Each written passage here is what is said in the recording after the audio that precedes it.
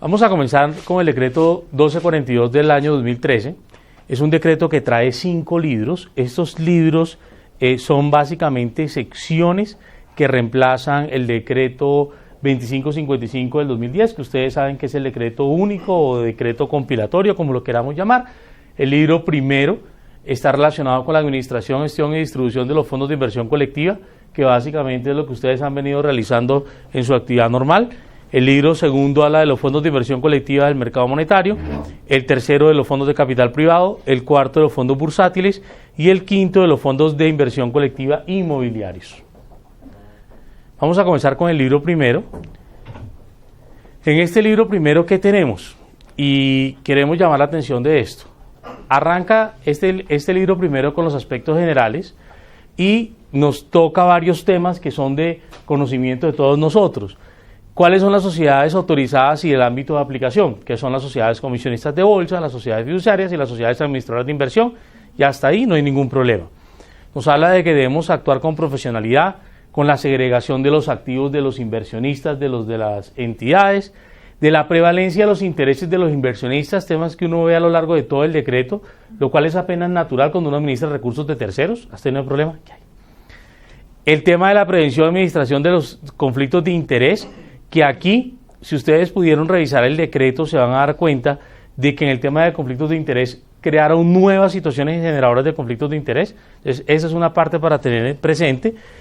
También hacen una mención al trato equitativo entre los inversionistas con características similares, pero esto es un tema que ya lo veníamos trayendo, esto no es un tema nuevo. La preservación del buen funcionamiento del Fondo de Inversión Colectiva Integral en el mercado general, que también lo traíamos, y el deber de mejor ejecución en el encargo. Yo me quiero detener un poco en el deber de mejor ejecución en el encargo y este siguiente, que es el de la extensión de los principios, porque quiero que observen lo siguiente. Este artículo, que se llama extensión de los principios, hace mención a ¿cuáles principios? A todos estos que acabo de leer, a los de estos 8. Pero los extiende ¿a qué? No solamente a las sociedades comisionistas, a las sociedades fiduciarias y a las SAI, sino los extiende a quien va a ser gestor. Lo extiende a quien va a ser administrador, los extiende a quien va a ser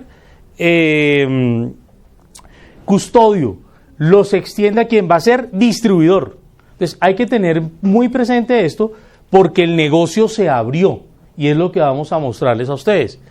Lo otro es, el principio de extensión de los principios, valga la redundancia, simplemente señala que cuando las actividades de gestión o distribución de los fondos de inversión colectiva sean desarrollados por parte de entidades autorizadas para realizar dichas actividades diferentes a la sociedad administradora de fondos de inversión colectiva, tales entidades en el desarrollo de dichas actividades, fíjense ustedes, deberán aplicar en los mismos términos los principios y deberes mencionados en los artículos anteriores.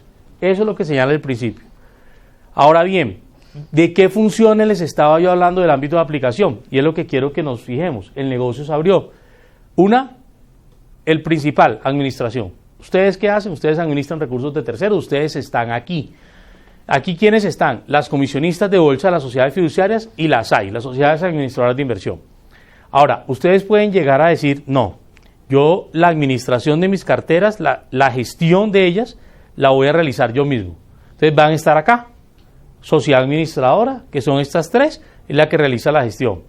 Pero ustedes podrían también señalar que no, que ustedes van a buscar un gestor externo para que administre un fondo de inversión colectiva que ustedes tienen. Ustedes podrían señalar eso. Ustedes pueden decir, vamos a buscar un gestor externo que nos administre el fondo de inversión colectiva. ¿Qué ejemplos tenemos hoy en día en el mercado? Tenemos, varias sociedades fiduciarias que han dicho, por ejemplo, yo soy buena vinculando a los inversionistas, pero voy a vincular a los inversionistas, para que se metan en un fondo bursátil. Pero yo conozco a alguien que es mejor que yo gestionando ese fondo bursátil. Y tenemos fiduciarias que tienen gestión externa por parte de sociedades comisionistas de bolsa en un fondo bursátil. Eso lo tenemos en el mercado. O, por ejemplo, gestores extranjeros, en los cuales hay fondos de inversión colectiva hoy en día para acomodarnos a la nueva reglamentación, que son gestionados por un gestor del extranjero, y lo vamos a ver acá. Entonces, lo que hace la nueva reglamentación es básicamente abrir la posibilidad de que lo que antes podría ser difícil de venderle al supervisor, pues hoy en día es un tema mucho más sencillo de cara a ese supervisor porque la reglamentación ya lo trae. Observen ustedes dos temas, que ese gestor externo puede ser o una comisionista de bolsa, como el ejemplo que les estaba señalando, u otra sociedad fiduciaria o otras hay. Mientras que el gestor extranjero va a ser siempre una persona jurídica constituida fuera del territorio nacional que realice la actividad de gestión de portafolios de terceros. Aquí simplemente quiero llamarle la atención en esta gráfica que ustedes comiencen a observar las distintas tareas que nos trae el decreto, que habla de administración, que habla de gestión, gestor extranjero, gestor externo, y eso que aquí faltan dos que son bien importantes, que las vamos a ver, que es la distribución y el tema de custodia. La distribución. ¿Quiénes pueden distribuir? Pueden distribuir la sociedad administradora, entonces uno vuelve a las mismas, es decir, la fiduciaria, la comisionista y las hay, o puede existir algo que se llama el distribuidor especializado. El distribuidor especializado es solamente para una clase de producto que lo teníamos en Colombia desde el año de 1992 y luego desde el punto de vista regulatorio se eliminó, pero lo volvemos a traer, que son las famosas cuentas ómnibus, que las vamos a explicar acá en detalle, y con una particularidad que quiero que lo tengan presente, van a tener un competidor allí. ¿Por qué? Porque la distribución especializada de las cuentas ómnibus la pueden hacer ustedes, como sociedades administradoras, pero también la pueden hacer los establecimientos bancarios. Entonces ahí ustedes, si se van a meter en esa línea de negocio, van a tener un competidor importante. Y lo otro que me parece fundamental, la distribución se puede realizar a través de contratos de uso de red, que era un tema, digamos, de tiempo atrás que se venía trabajando, simplemente el decreto lo reconoció, pero agregó el contrato de corresponsalía. El contrato de corresponsalía que ustedes saben que es propio de las sociedades comisionistas de bolsa, se lo han agregado como mecanismo de distribución a estos fondos de inversión colectiva. ¿Eso qué significa? Que ustedes hoy en día podrían celebrar un contrato de corresponsalía para efectos de que puedan distribuir sus productos también en esta modalidad. Ahora, esta parte seguramente va a traer una reglamentación por parte del Gobierno Nacional, reglamentación que no ha salido, entonces tocará esperar a ver cómo salga esa reglamentación, pero es una posibilidad nueva que dio el decreto. Y no quiero dejar de lado, porque lo vamos a ver más adelante, el tema de la custodia. La custodia, si uno mira quiénes pueden custodiar los valores de las entidades financieras, lo pueden hacer dos tipos de entidades, como custodia hoy en día.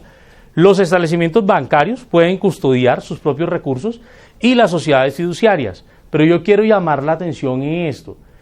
La custodia que hacen referencia en el decreto 1242 y 43 es la custodia única y exclusiva de los fondos de inversión colectiva. Y la opción que el gobierno escogió es que la custodia de los fondos de inversión colectiva va a ser únicamente para las sociedades fiduciarias, con una particularidad adicional, y es que las sociedades fiduciarias podrán custodiar los valores de los fondos de inversión colectiva, excepto los de ellos mismos. ¿Eso qué quiere decir? Que a ustedes les va a tocar salir a buscar un custodio.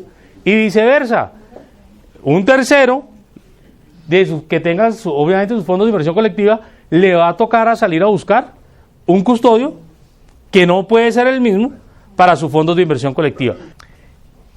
El deber de mejor ejecución del encargo. Hay que tener mucho cuidado con esto.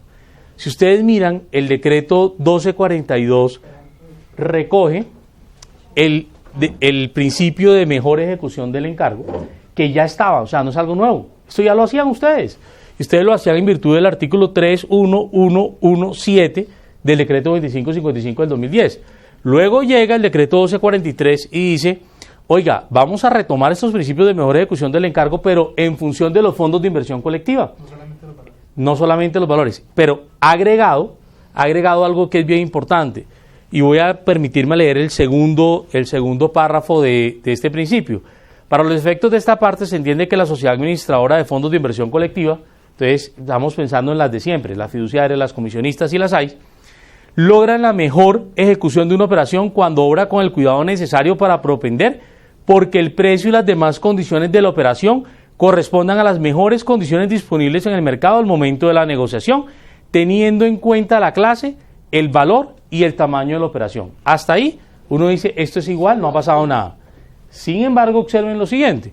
Ha señalado el decreto a renglón seguido, así como el tipo de fondo de inversión colectiva que se está operando y la estrategia integral de inversión que se esté ejecutando. ¿Eso qué quiere decir?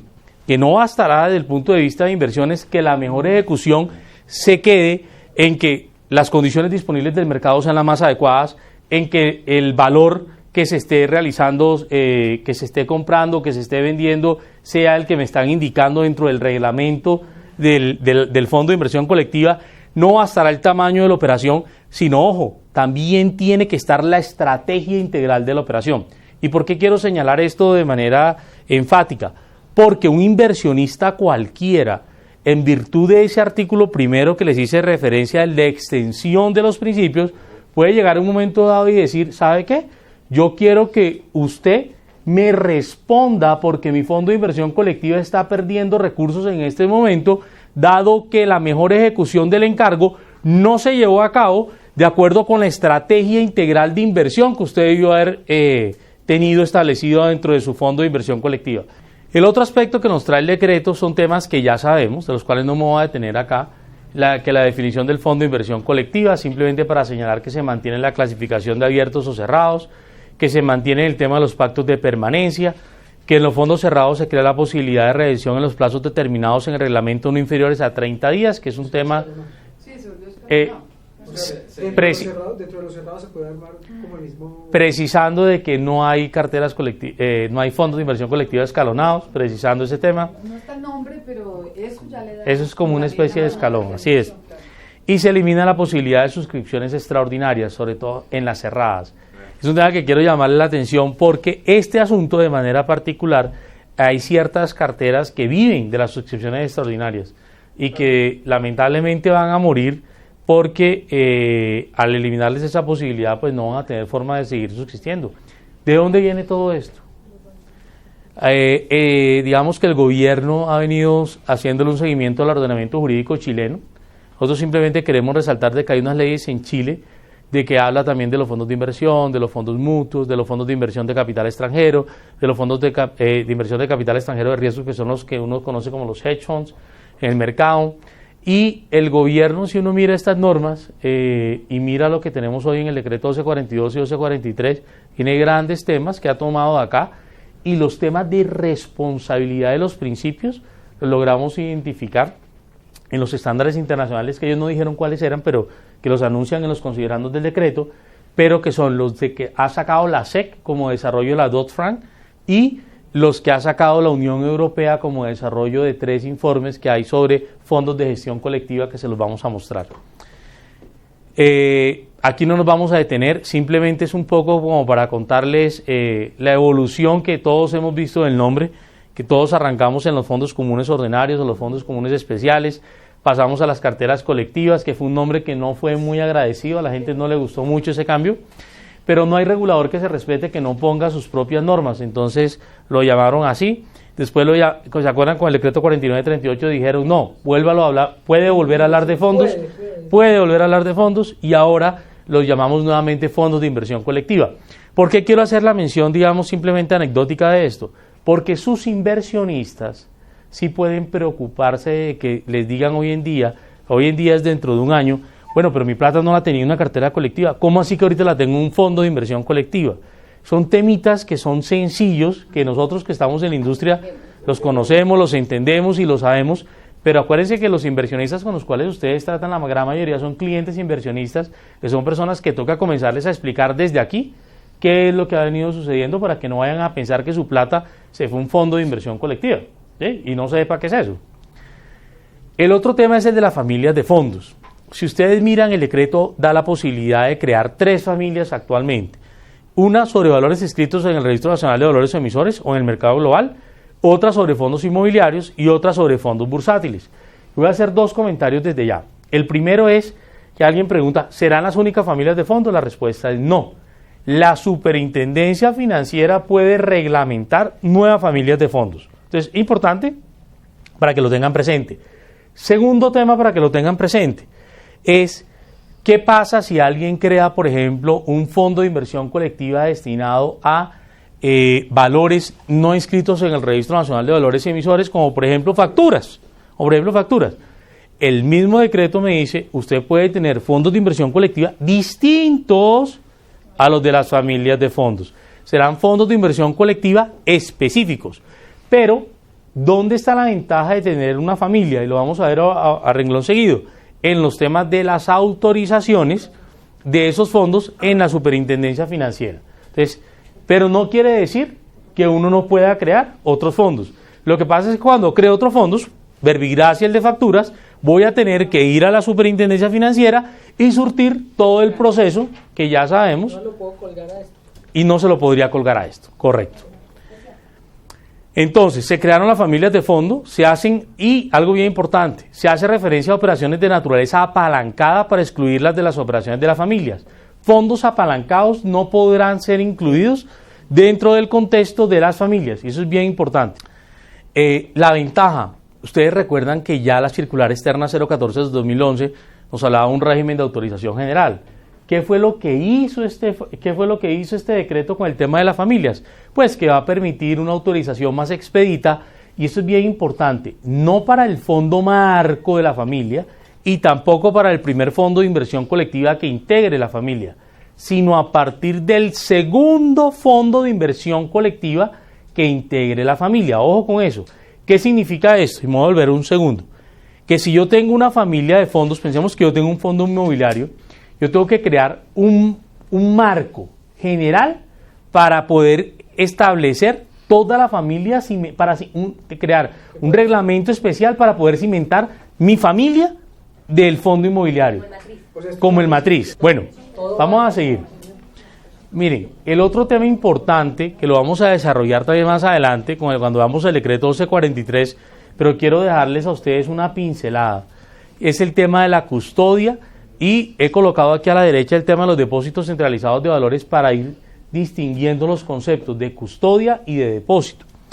Miren, la custodia no interviene en las transacciones de valores en ninguna de las puntas, esto es bien importante tenerlo claro. Ustedes siguen teniendo el control de sus operaciones, pero está facultado por ordenar al depósito las operaciones realizadas por un intermediario. ¿Qué quiere decir eso? Esto quiere decir que el custodio, quien imparte la orden, digamos, es el trader respectivo, y esa orden se imparte al mercado, pero el custodio la tiene que recepcionar y a su vez transmitírsela ¿a quién? Al depósito, para que el depósito, que administra los depósitos de valores y bajo el contrato de depósito, se obliga a salvaguardar los valores y, ojo, a registrar las enajenaciones y gravámenes que el intermediario de valores le comunique, pero ahorita se las va a comunicar a través de ¿quién? Del custodio, que es el otro elemento nuevo en la cadena. Esto, algunas personas han considerado que desde el punto de vista económico puede encarecer la operación, y digamos, eso es un tema que yo creo que sin duda puede pasar. Otras personas han considerado que desde el punto de vista jurídico se mitiga el riesgo de custodia de los valores. Todos sabemos lo que sucedió en una fiduciaria en este país con un tema de custodia de un fondo de pensiones, no era una cartera colectiva, sino un tema de pensiones. Entonces, ese tipo de situaciones pueden suceder, y por eso el tema de la custodia, para poder segmentar, digamos, esta parte y poder mitigar esa clase de riesgos. Otra cosa bien importante, en la custodia no hace el registro de las modificaciones en el derecho de dominio de los valores, únicamente le transfiere la orden de modificación al depósito.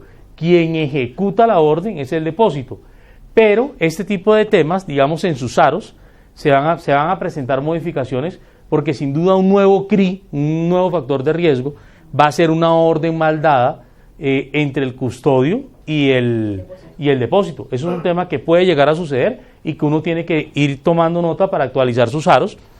Y el custodio también monitorea que se efectúen los pagos asociados a los valores bajo su custodia, y cuando veamos el decreto de custodia nos vamos a dar cuenta que el custodio inclusive puede llevar la contabilidad y puede hacer las valorizaciones.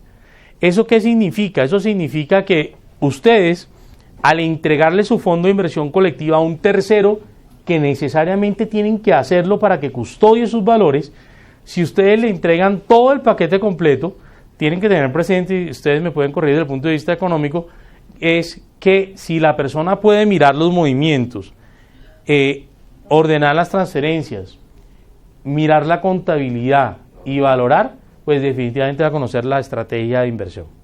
Entonces, ese es un tema muy importante para tenerlo presente, sobre todo como valor importante en el momento de la selección del custodio. Ese es un tema muy importante. El otro es respecto al monto mínimo de participaciones. Aquí realmente no hubo cambio alguno, se quedaron en los 2.600 y sencillamente señalar que este monto mínimo pues no es aplicable a los fondos de capital privado que tienen una reglamentación propia. Bueno, en cuanto a los temas de política de inversión, tampoco hubo mayores cambios. Desde el punto de vista regulatorio, por ejemplo, antes se hablaba del objetivo del fondo de inversión, hoy en día simplemente se habla del objeto del fondo de inversión. Yo pienso que es un tema totalmente digamos, semántico.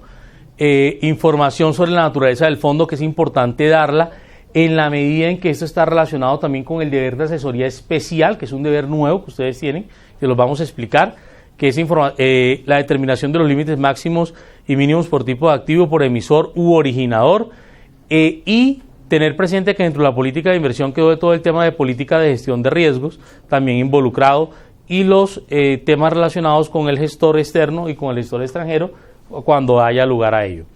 En los activos aceptables para invertir se incluyen nuevos activos, se faculta a la a la Superintendencia Financiera de Colombia para determinar los activos admisibles de los fondos destinados a inversionistas profesionales. Esta es otra de las reglamentaciones que vamos a esperar, y llamar la atención en este tema. Se habla de títulos valores, documentos de contenido crediticio y cualquier otro documento representativo de obligaciones dinerarias. O sea, no solamente se quedaron en los valores, sino que lo abrieron a todos. Eso es bien importante tenerlo. Cuentas de cobro. Todo es importante tenerlo presente. El otro tema es que se hace referencia a los asuntos relacionados con proyectos inmobiliarios, que era un tema que generaba mucha discusión al interior de la Superintendencia Financiera. Uno le llegara un proyecto inmobiliario y decía, no, proyectos no, eso, pero hoy en día quedó totalmente aceptado. Y el otro asunto, de la mano con las normas internacionales de contabilidad, es que se estableció el tema de los instrumentos financieros derivados con fines de inversión, que son aquellos que están relacionados con los que se puedan compensar o liquidar a través de la Cámara de Riesgo Central de Contraparte, que lo vamos a ver a continuación. También se eliminó la diferencia regulatoria que establecía los tipos de fondos de especulación y de margen. Eso ya no existen más, y se permite a todos los fondos realizar operaciones de liquidez tales como repos simultáneas y transferencias temporales de valores. Miren esto, los instrumentos financieros derivados con fines de inversión tienen que cumplir 3 características. Primero, que el activo subyacente esté contemplado dentro de la política de inversión, que es lo normal. Lo segundo era lo que les hacía referencia hace un instante, y es que su compensación y su liquidación se realiza a través de la Cámara de Riesgo Central de Contraparte que establezca la Superintendencia Financiera. Quiero llamar la atención de este tema. Todo derivado que yo llevo a la Cámara de Riesgo Central de Contraparte tiene que ser un derivado estandarizado y por ende tiene la naturaleza de valor. Sin embargo, dentro de la Cámara de Riesgo Central de Contraparte, también el mercado OTC yo puedo compensar y liquidar. Entonces les quiero llamar la atención de eso para que no se enfrasquen a que solamente van a ser los estandarizados, sino que toca entrar a mirar el reglamento de la Cámara de Riesgo Central de Contraparte, porque de pronto dentro del mercado OTC puedo tener esta posibilidad.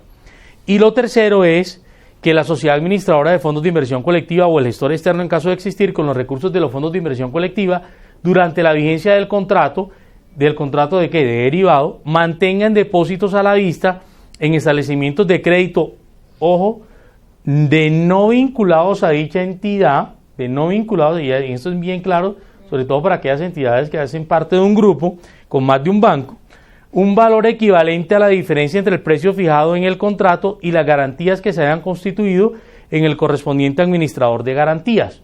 ¿A dónde vamos con esto? En la pasada crisis, financiera, nos dimos cuenta cómo a veces las garantías en sí mismas eran insuficientes para poder atender las necesidades de la operación. Aquí lo que están tratando de hacer son 2 cosas. Por un lado, que su riesgo de contraparte sea 0, porque usted lo realiza a través de la Cámara de Riesgo Central de Contraparte. Pero ese es el riesgo de contraparte. Pero por otro lado, su exposición crediticia en el derivado, que usted la tenga cubierta con un depósito en dinero en un banco que no sea vinculado a su grupo. Entonces, esto me hace hacer una afirmación de abogado, no de financiero, y es que de repente no vamos a ver mucho en el mercado de instrumentos financieros derivados con fines de inversión, porque el costo de este dinero aquí quietecito, pues puede ser muy alto frente a las operaciones que realmente y a las necesidades que pueda llegar a tener una mesa de dinero en el momento de la administración y gestión de un portafolio. Bueno, en cuanto al tema de operaciones con derivados, simplemente el decreto destaca que sean aquellos que sean con fines de inversión, que ya los vimos, que tienen que ser de acuerdo con la política, en el activo subyacente, liquidados a través de la cámara de riesgo, y de mantenerse en un establecimiento de crédito, esas diferencias no puede ser un establecimiento bancario que sea vinculado a la sociedad fiduciaria. Simplemente señalar que el límite del 100% y la metodología de cálculo de exposición se eliminan del artículo, pero incluyen un siguiente capítulo nuevo referente a todo el tema de apalancamiento, que lo tratan de una manera uniforme, y se los vamos a mostrar acá. En cuanto a las operaciones de naturaleza apalancada en los fondos de inversión colectiva, el decreto pues eliminó la diferencia regulatoria que ya lo mencionamos de los fondos de especulación y de margen, y se permite a todos los fondos realizar operaciones de naturaleza apalancada siempre que esté establecido en el reglamento. Por eso es bien importante la redacción de los reglamentos, que no se vaya a quedar nada de lo del decreto por fuera. En cuanto a los límites de la participación por inversionista, se mantienen. No hay un número de inversionistas, y se hace referencia a que la cuenta Omnibus va a ser tratada también de los límites de participación por inversionista, y ya vamos a ver el tema de la cuenta Omnibus. Entonces aquí les pido un poquito de paciencia. Por otro lado, los tipos de participaciones, no sé si se han dado cuenta que establecen que se podrán tener diferentes tipos de participaciones. Cada tipo de participación podrá otorgar derechos y obligaciones diferentes a los inversionistas que las adquieran, y a su vez cada tipo de participación dará lugar a un valor de una unidad independiente. Estos temas, que es básicamente la eliminación de los compartimentos por estas nuevas innovaciones que han venido realizando, pues va a tener un impacto tecnológico que yo creo que es importante, porque es que dentro de un mismo fondo puedo tener diferentes valores de unidad y diferentes tipos de inversionistas. Es un tema, digamos, muy sofisticado, que yo creo que al menos en principio no lo vamos a ver en el mercado, pero pues quienes lo tengan tendrán que ver cómo lo administran. Exacto. Veamos el tema de las cuentas Omnibus. Miren esto. ¿Qué es una cuenta Omnibus? Pensemos que todos nosotros aquí vamos a colocar de 10 millones de pesos cada uno, y le decimos a la fiduciaria que nos haga el favor de colocarnos a todos dentro de un vehículo especial que se llama cuenta Omnibus. La fiduciaria a su vez sale frente al mercado, realiza una serie de operaciones, pero sus contrapartes van a decir, no pueden saber que estamos nosotros detrás, sino simplemente van a ver algo que se llama cuenta Omnibus con un nombre y un apellido específico, ¿sí?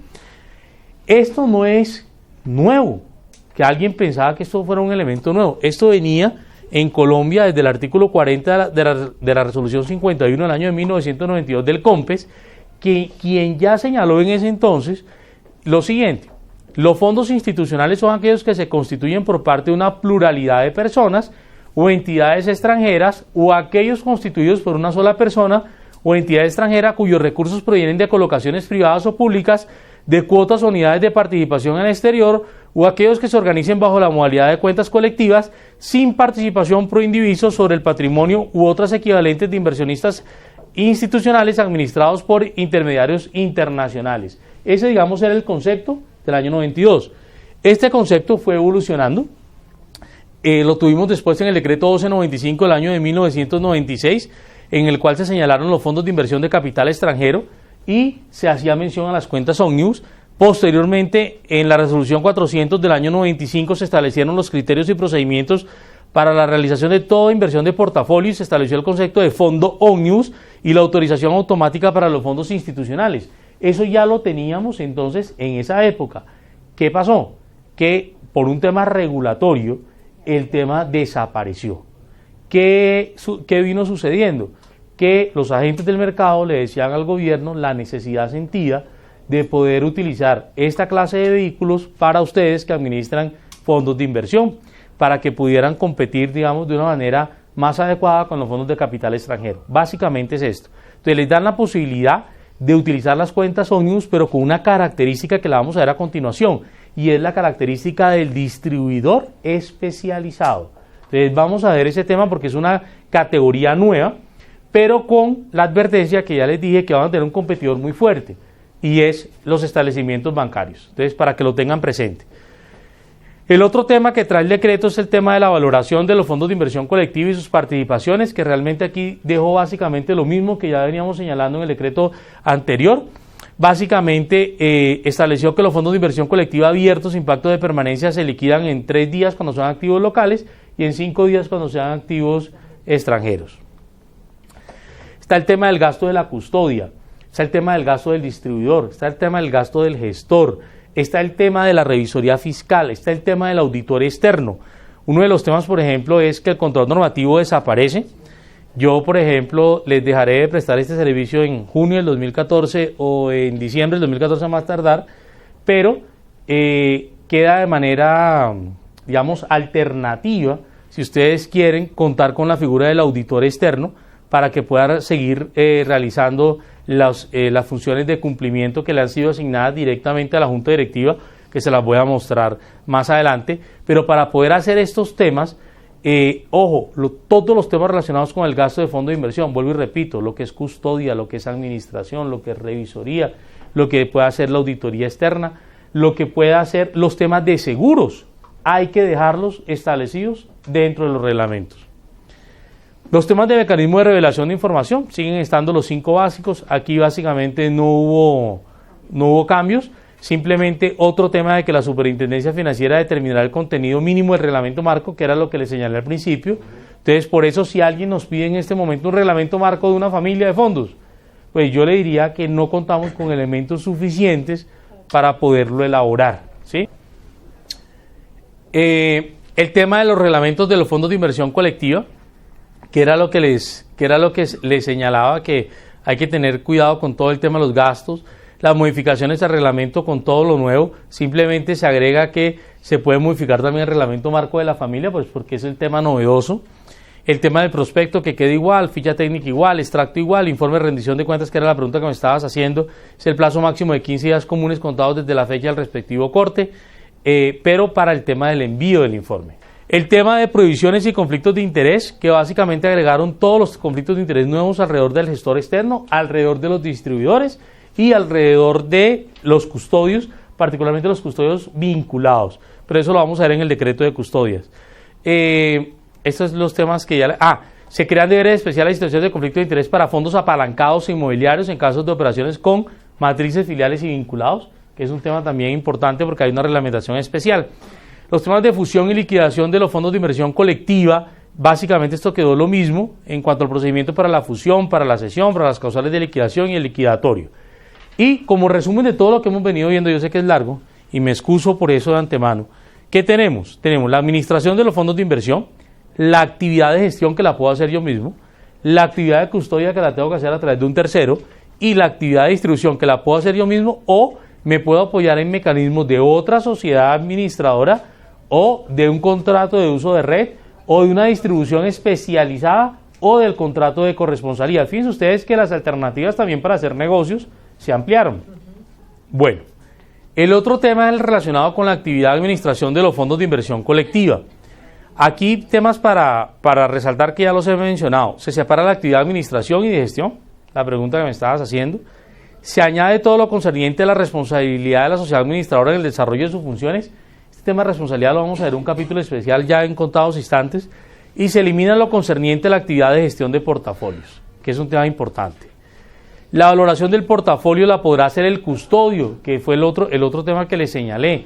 El custodio puede hacer la valoración y puede hacer la contabilidad, eso lo vamos a ver también, y la contabilidad pues que también la puede hacer el custodio. ¿De dónde toman lo que vamos a ver ahora? Todo el tema de los principios de irresponsabilidades que se genera acá, ¿de dónde las toma el gobierno? Miren, fueron a los Estados Unidos y miraron el Investment Company Act, que es la norma que viene del año de 1941 rigiendo en Estados Unidos para gestión de cuentas de terceros. Entonces la utilizaron. La reglamentación de la Dodd-Frank, que es la más reciente, que esta la impulsó el presidente Obama, para reglamentación de inversiones de valores por cuenta ajena, todo el tema de asesoría. Vamos a ver que traen un principio nuevo, se llama el principio de asesoría especial, el deber de asesoría especial. El tema de la actividad de creadores de mercado, que ustedes sí se han dado cuenta, la han venido metiendo bastante mano el gobierno en los últimos meses, y todo el tema de custodia, que es el que vamos a ver acá. Los estándares de conducta que han utilizado son el de confianza, diligencia, lealtad, actuación de acuerdo con la máxima buena fe, que son los que de verdad ya conocíamos, y lo que nos llama la atención es la forma como han colocado a las sociedades fiduciarias con unos temas nuevos. El tema de principios de darle prioridad a los intereses del cliente frente a los suyos propios, que lo hemos tenido como piedra angular de nuestro tema de gestión de portafolios. La actuación prudente y diligente y evitar la inducción a errores frente a sus clientes, es un tema bien importante, y evitar los temas de conflictos de interés.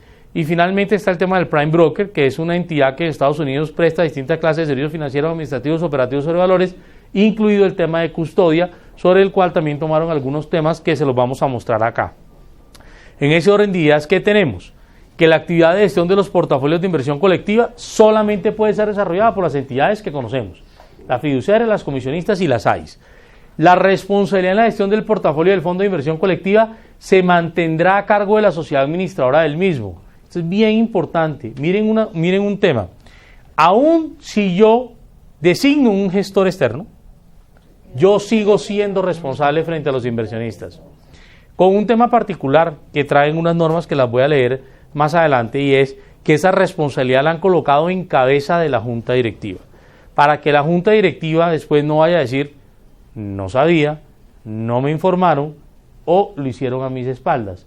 Esas expresiones conocidas del medio pues van a desaparecer con estas reglamentaciones. Pero entonces la responsabilidad del gestor externo es con el administrador. Con el administrador, y también le puedes derivar con los inversionistas. Lo vas a ver acá porque te quedó doble.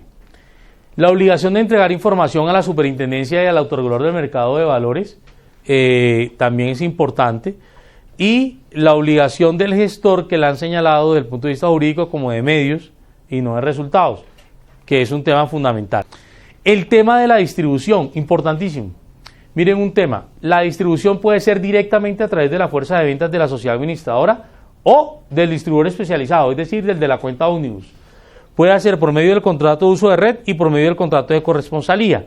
¿Qué nos señalaron en materia de distribución? Todas las generalidades, los medios, el deber de asesoría especial, sobre el cual me quiero detener, todo el tema de promoción, que también quiero hacer una mención en particular, las obligaciones del distribuidor, la distribución especializada y las obligaciones de ese distribuidor especializado. Miren un tema, simplemente para señalar, el contrato de uso de red de oficinas, que lo vamos a encontrar en el artículo 93 del Estatuto Orgánico del Sistema Financiero, para que lo tengamos presente, y también en la parte 4 del decreto 2555 del 2010, lo relativo al contrato de corresponsalía. Lo que nos tiene que precisar el gobierno es cómo va a manejar el contrato de corresponsalía para sociedades fiduciarias y para sociedades administradoras de inversión. Es un tema que yo creo que amerita una reglamentación o una precisión sobre el particular. El tema del deber de asesoría especial. Miren, quiero hacer especial mención en este tema. El deber de asesoría ya existía, ya estaba en Colombia. Aquí les traje un concepto de la AMB que simplemente nos dice lo siguiente: el deber de asesoría es brindar recomendaciones individualizadas que incluyan una explicación previa acerca de los elementos relevantes del tipo de operación, con el fin de que el cliente tome decisiones informadas atendiendo al perfil de riesgo particular que el intermediario le haya asignado, de acuerdo con la información suministrada por el cliente inversionista, sobre sus conocimientos y experiencia en el ámbito de inversión correspondiente al tipo de operaciones a realizar. Este es el alcance de ese deber de asesoría en el sector de las comisionistas de bolsa, porque no lo teníamos para el tema de los fondos de inversión colectiva. ¿Qué ha hecho el gobierno? El gobierno ha querido precaver los problemas de información frente a los inversionistas y ha señalado un deber de asesoría especial. Ojo, especial. ¿Qué es lo especial? Se entiende por deber de asesoría las recomendaciones individualizadas realizadas al cliente inversionista. Entonces uno dice, bueno, pero eso va de la mano con lo que ya teníamos. Hasta ahí me siento tranquilo. Con el fin de que éste tome decisiones informadas. Nos vamos a dar cuenta que en otra parte del decreto, una decisión informada es una información que el inversionista conoce, que el inversionista entiende y que el inversionista acepta. Y el decreto nos dice como recomendación que para que yo pueda tener la certeza de que le informé a un cliente, de que el cliente entendió y de que el cliente aceptó, tiene que quedar por escrito estos temas. Se los digo porque esto, digamos, nos comienza a colocar una camisa de fuerza desde el punto de vista operativo que ya está sucediendo en el sector de las comisionistas de bolsa, en el sentido de que una persona puede llegar a desconocer una operación sencillamente porque en su criterio no se le aplicó el deber de asesoría especial. Y en el sector de las comisionistas lo que conocían como el deber de asesoría.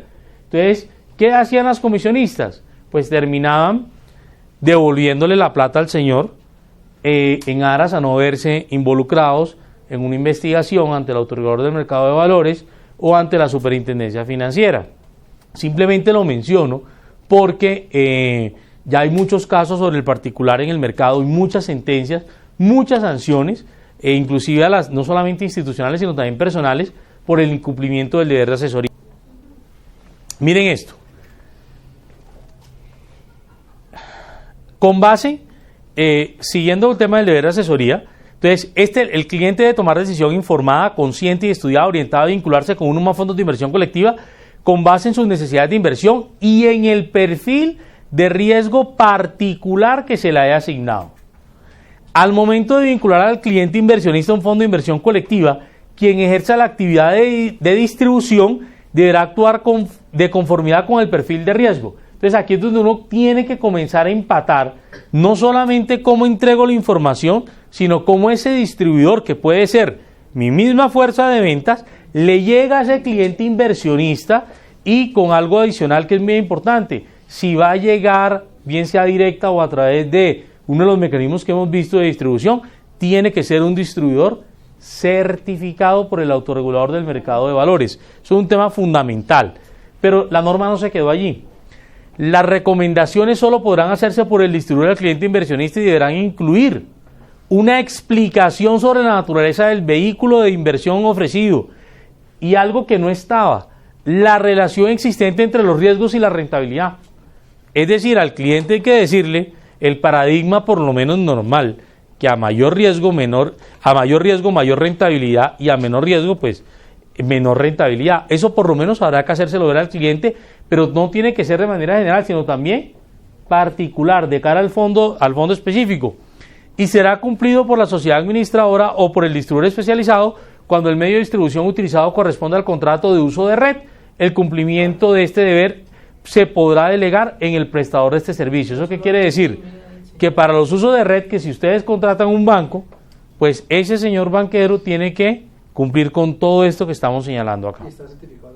Sí, señor. Tiene que estar certificado toda la red de oficinas.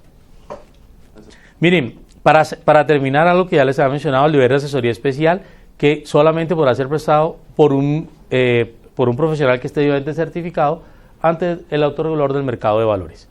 El tema de la promoción, que es un concepto que nosotros lo escuchamos mucho, sobre todo en el tema de corresponsalía. Quiero llamar la atención en que la promoción supone el suministro de información necesaria y suficiente para que un inversionista pueda tomar una decisión informada de invertir o no. Pero a renglón seguido, el mismo decreto nos señala de que esta información tiene que ser de que todos los cumplimientos tienen que ser de la promoción, tienen que ser desde la relación precontractual, ya lo vamos a ver, contractual, es decir, durante la vida del contrato y luego postcontractual después de la terminación del contrato. El otro tema importante es el tema de la distribución especializada a través de la cuenta Omnibus, que es la que se llama distribución especializada, es solamente la que se da en las cuentas Omnibus. Observen lo siguiente, es una cuenta bajo la cual se agrupan uno o más inversionistas constituyéndose como un solo inversionista en un único fondo de inversión colectiva, y la identidad de los inversionistas finales únicamente será conocida por el distribuidor especializado. Esto es un tema importante, pero les quiero llamar la atención de este tema, mi doctor Mario, el tema de insolvencia. Imaginen ustedes por un segundo, simplemente para colocarles un símil, que el que le da la orden de la cuenta Omnibus entra en estado de insolvencia. ¿Eso qué significa? Que usted, aplicando el principio de segregación, llegó y se paró, pero como usted no conoce quién está detrás de la cuenta Omnibus, sino usted simplemente conoce la cuenta Omnibus, y si ese ordenante se quiebra, entra en estado de insolvencia, ustedes pueden asumir un riesgo muy alto. Voy a colocarles un ejemplo sencillo.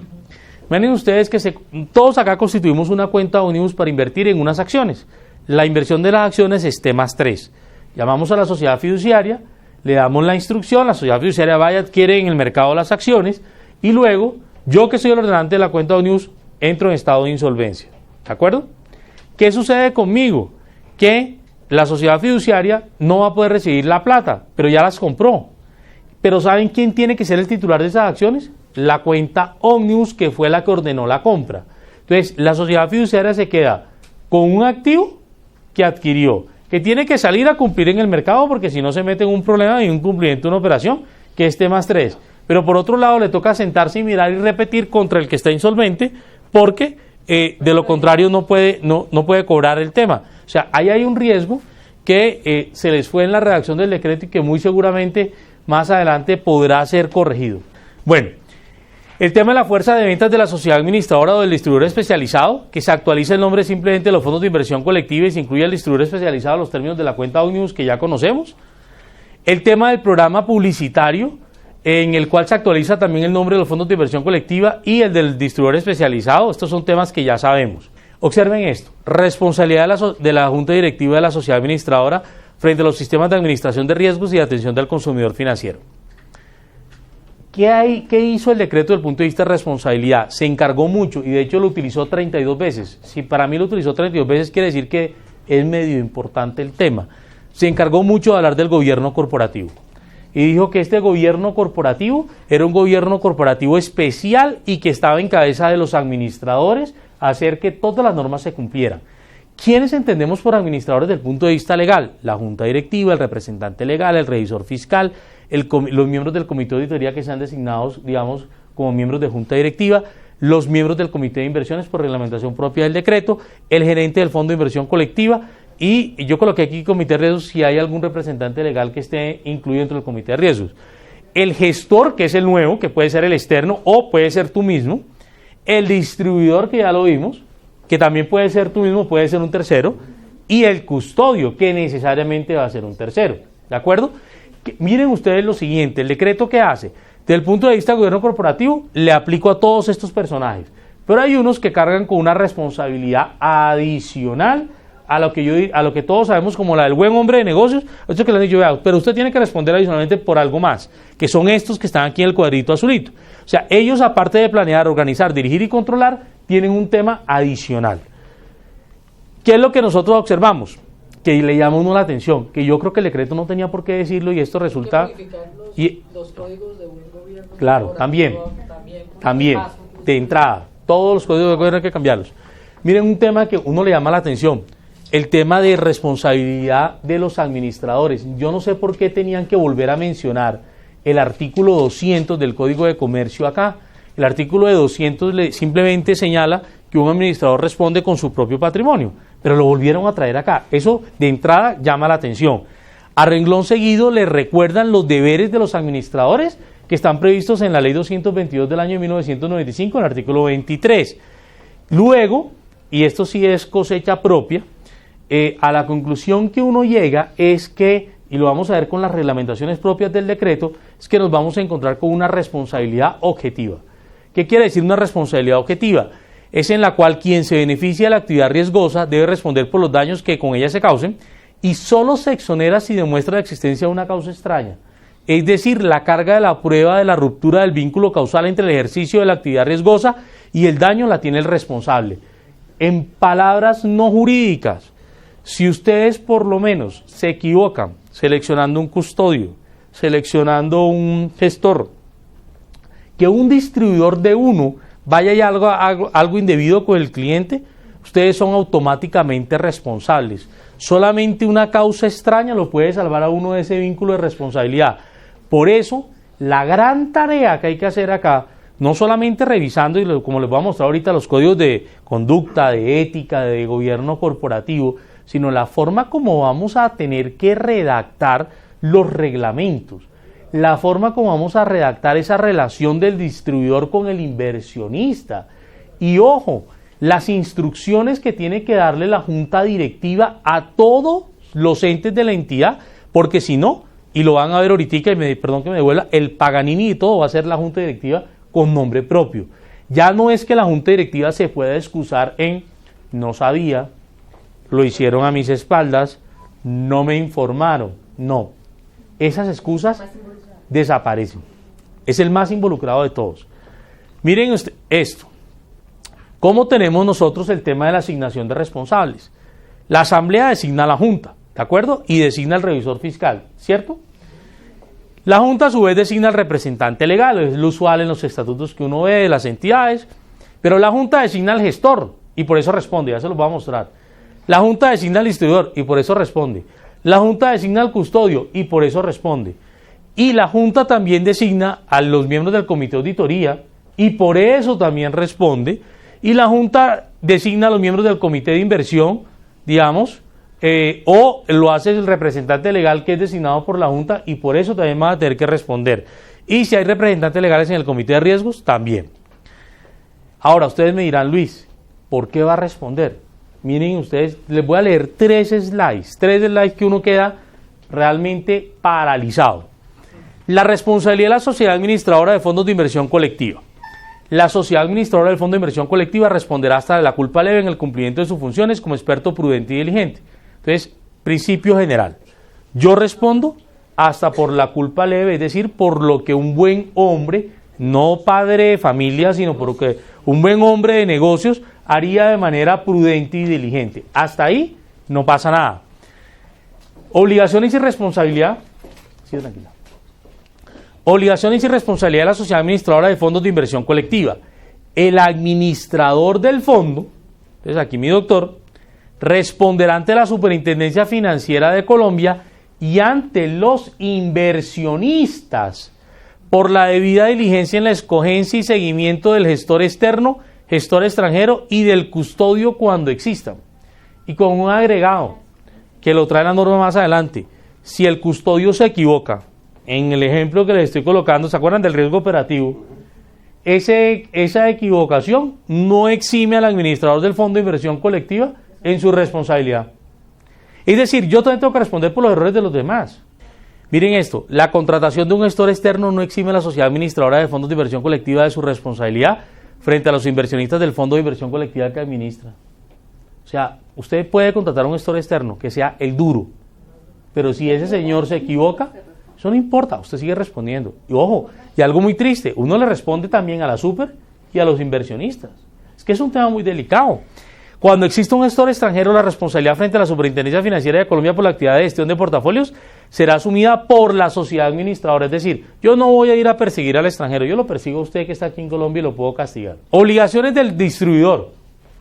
Quien ejerza la actividad de distribución de fondos de inversión colectiva responderá hasta por la culpa leve del cumplimiento de sus funciones como experto prudente y diligente. Perfecto, el parámetro general. El administrador de la cuenta ómnibus responderá también hasta la culpa leve en el cumplimiento de sus funciones como experto prudente y diligente. Perfecto. Fuerza de ventas. ¿Se acuerdan que habíamos hablado de la fuerza de ventas? Las actuaciones de la fuerza de ventas en el ejercicio de su actividad obligan a la sociedad administradora del fondo de inversión colectiva. Por eso hago un punto acá. El tema de la promoción es un tema que se vuelve muy importante. Y cualquier tema, y el tema de la capacitación a la fuerza de ventas. Si la fuerza de ventas va y dice lo que no es o induce a lo que no es, ustedes van a ser responsables. Me refiero como en sociedad administradora. Pero dice, o al distribuidor especializado. Y cualquier infracción, observen los verbos, error. ¿Sabes qué? Errar es de humanos. No, cualquier infracción, error u omisión en que incurra, esto me parece a veces leyendo el catecismo astete, en que incurra la fuerza de ventas en el desarrollo de su actividad, compromete la responsabilidad de la sociedad administradora de fondos de inversión colectiva o del distribuidor especializado. Miren esto, cuando no exista gestor externo, o sea, cuando yo manejo, la junta directiva de la sociedad administradora de fondos de inversión colectiva deberá cumplir con las obligaciones establecidas en el artículo 3.1.5.1.2, que son las obligaciones propias de la junta directiva del presente decreto en cuanto a la gestión de los fondos de inversión. Perfecto, usted debe cumplir con sus obligaciones de junta.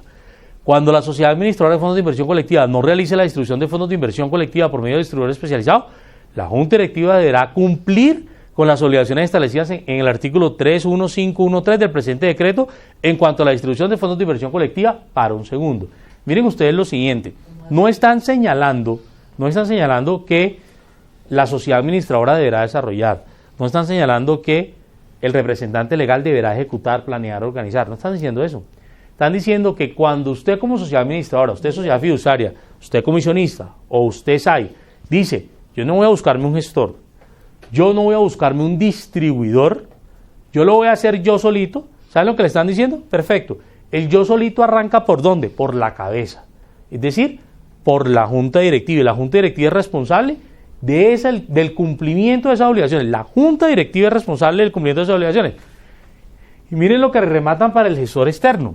Las obligaciones establecidas en el presente artículo serán aplicables a la Junta Directiva de la Sociedad Administradora de Fondos de Inversión Colectiva cuando ésta no haya delegado la actividad de gestión de los fondos de inversión colectiva en los términos de la presente parte del presente decreto. O sea, también la Junta Directiva tiene que cumplir por eso. Pero va más allá. Miren el Comité de Inversiones. La constitución del Comité de Inversiones no exonera a la Junta Directiva de la Sociedad Administradora de Fondos de Inversión Colectiva o al gestor externo cuando exista de la responsabilidad prevista en el artículo 200 del Código de Comercio. Eso quiere decir que usted puede tener el mejor comité de inversiones, que puede ser susceptible de equivocarse. Y aquí les hago el favor que revisen esa política integral de inversión que les dije en el primer slide y júntenlo ahora con esto.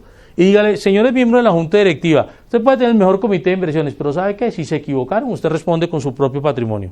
Ese es un tema muy complicado. Es un tema muy complicado. El mismo decreto trae algo que no podemos dejar de lado. Y son los sistemas de administración de riesgos. Ustedes, como administradores, también responden por los sistemas de administración de riesgos. Estamos haciendo mención del riesgo operativo, del riesgo de mercado, del riesgo de liquidez, del riesgo de lavado de activos y financiación del terrorismo, del riesgo de crédito, del riesgo de atención del consumidor, del riesgo de contraparte, que ese es el nuevo, el SARIC, y del sistema de control interno. Cuando uno suma estas responsabilidades, se encuentra con algo muy importante, el tema del riesgo legal.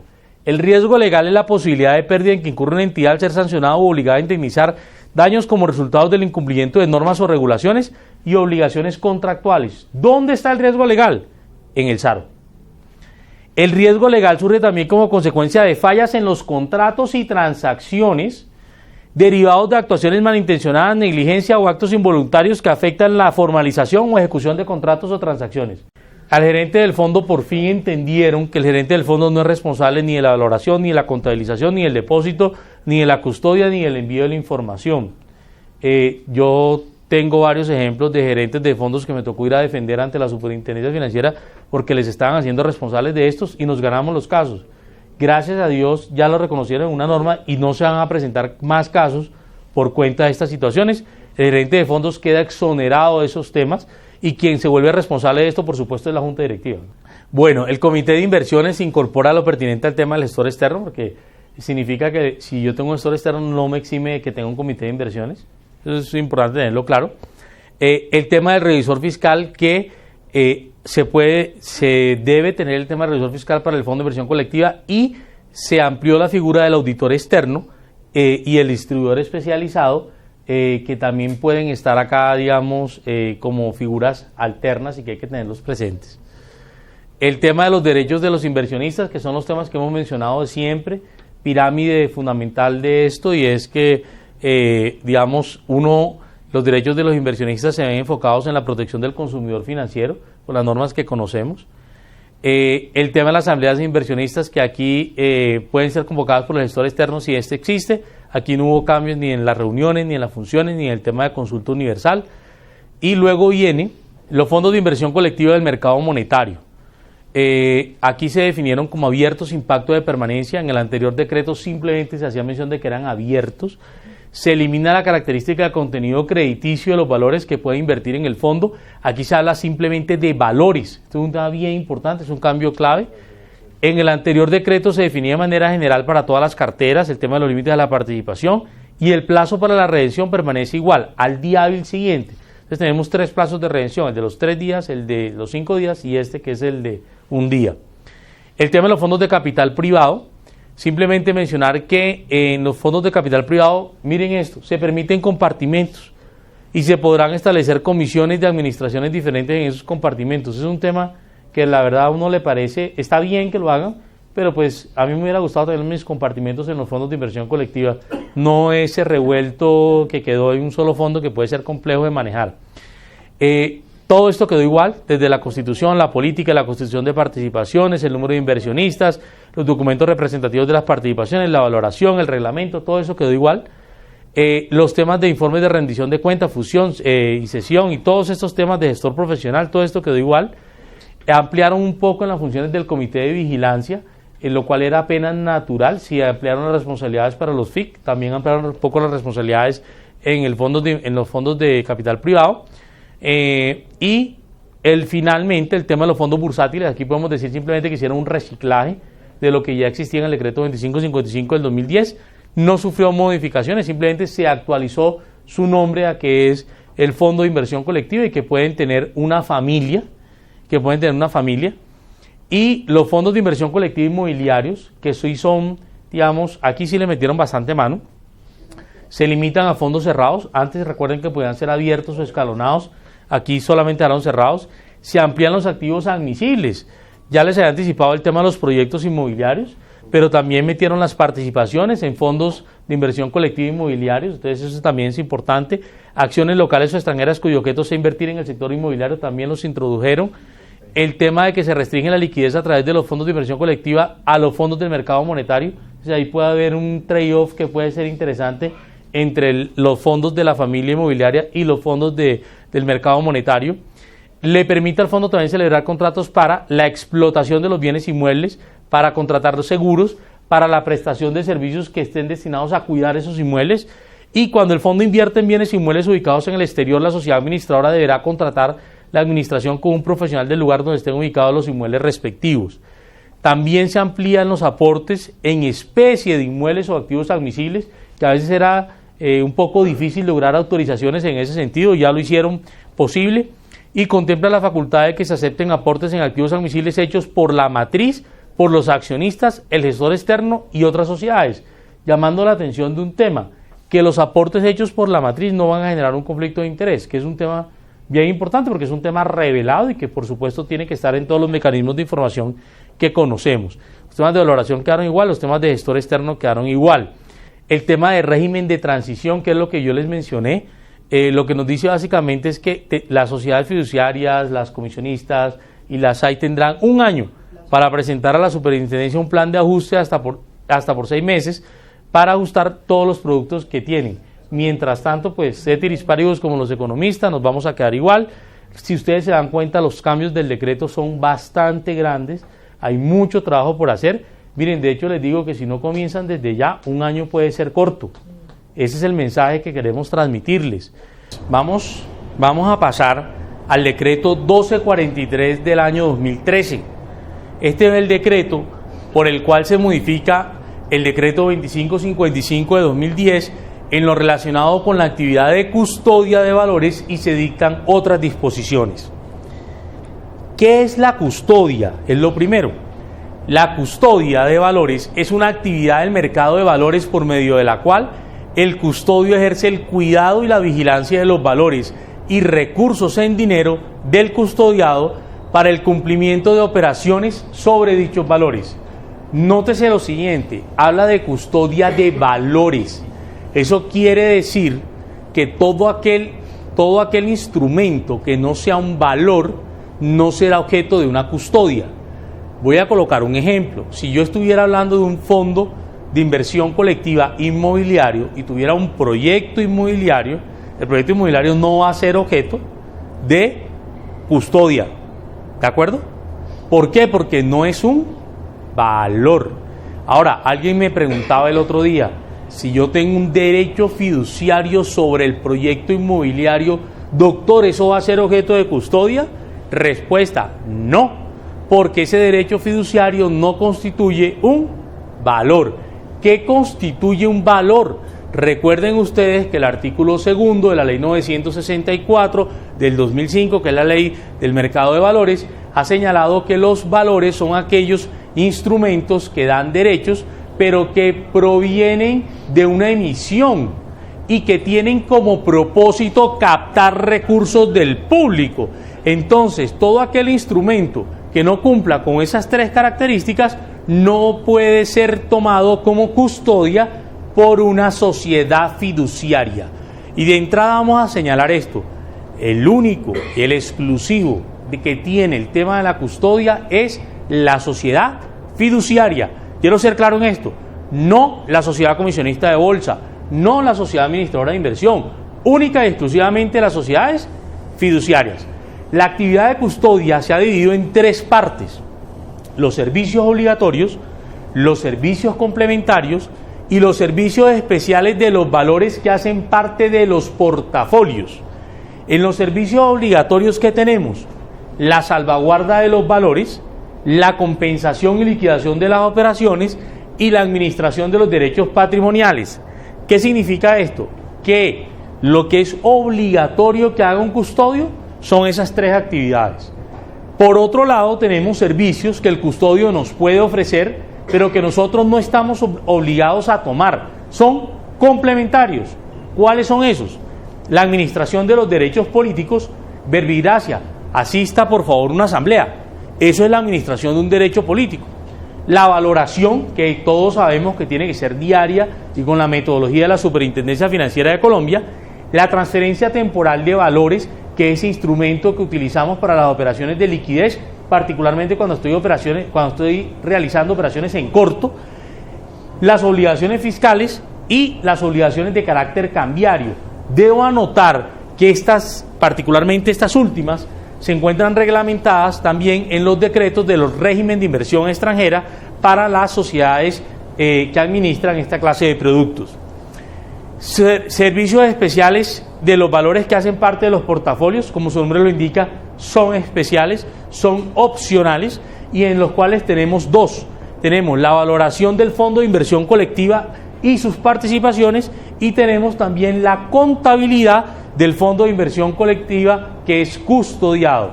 Si ustedes observan, lo que tenemos dentro de esta cadena es que yo le podría entregar a una sociedad fiduciaria que salvaguarde los valores, que compense y liquide las operaciones, que administre los derechos patrimoniales, los políticos, la valoración, los temas de obligaciones fiscales cambiarias y el tema de la contabilidad. ¿Saben qué significa eso en pocas palabras?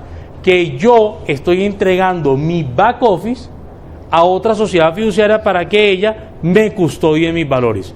Alguien podría decir entonces, al menos en principio, vamos a tener una duplicidad de back office. Voy a tener el mío y el del otro, y además me toca revisar lo que haga el otro, y la respuesta es sí. No olviden, que ya lo mencioné, que el tema de la responsabilidad es muy estricta. Yo respondo como sociedad fiduciaria por escoger un buen custodio, pero no solamente eso. Si el custodio se equivoca, yo también respondo, y respondo ante la Superintendencia Financiera de Colombia y respondo ante los inversionistas. Hay que tenerlo bien claro. Por eso, alguien me preguntaba, ¿tendré que eliminar mi back office? Y yo le digo, no tiene que eliminar su back office. Al contrario, le va a tocar a su back office ahorita verificar lo que usted hace y lo que está haciendo el otro.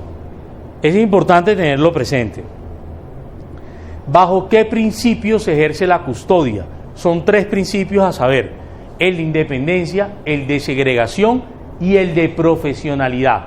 El primero es que el área que toma las decisiones deben estar separadas, decisoria, física y operativamente, al interior del custodio. El segundo, el de segregación: los valores recibidos en custodia no son activos del custodio. Es decir, coloquemos un ejemplo.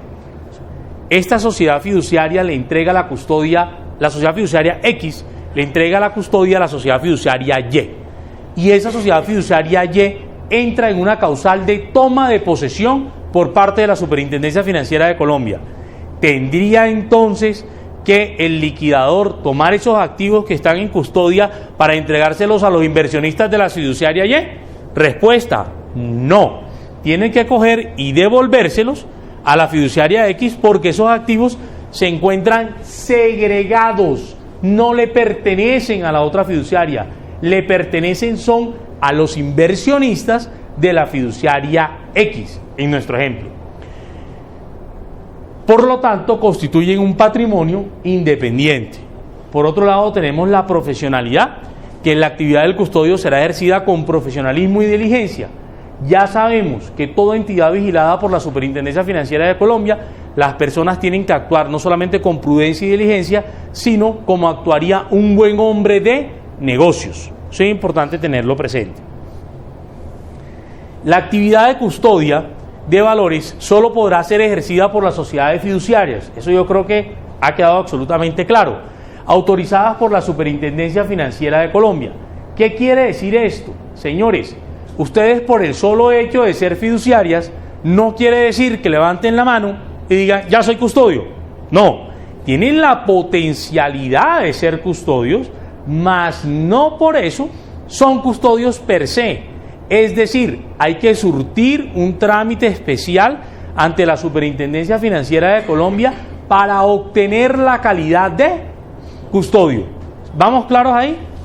¿Eso qué significa? Que hay unas sociedades fiduciarias actuales, lo vamos a mencionar más adelante, que ya actúan per se como custodios, pero aún a esas sociedades fiduciarias les ha dicho este decreto 1243 que tienen que volverle a solicitar a la Superintendencia Financiera de Colombia la autorización para ser custodio. ¿Por qué? Porque se han impuesto una serie de requisitos que se deben acreditar ante el ente supervisor. Veamos un ejemplo. Se deberán mantener mecanismos que amparen los siguientes riesgos: pérdida o daño causado por actos o omisiones culposos cometidos por directores, administradores o cualquier otra persona vinculada contractualmente con el custodio. Imagínense ustedes que se nos pierda un valor o que se entregue una instrucción mal dada. Pérdida o daño por actos de infidelidad. La infidelidad en términos financieros significa cuando un empleado con dolo, es decir, con el propósito de causar un daño, realiza una acción que va en contra de la entidad financiera, realiza una acción que puede ir en beneficio propio o en beneficio de un tercero, se apropia de unos recursos que no le pertenecen. Esa es la infidelidad financiera.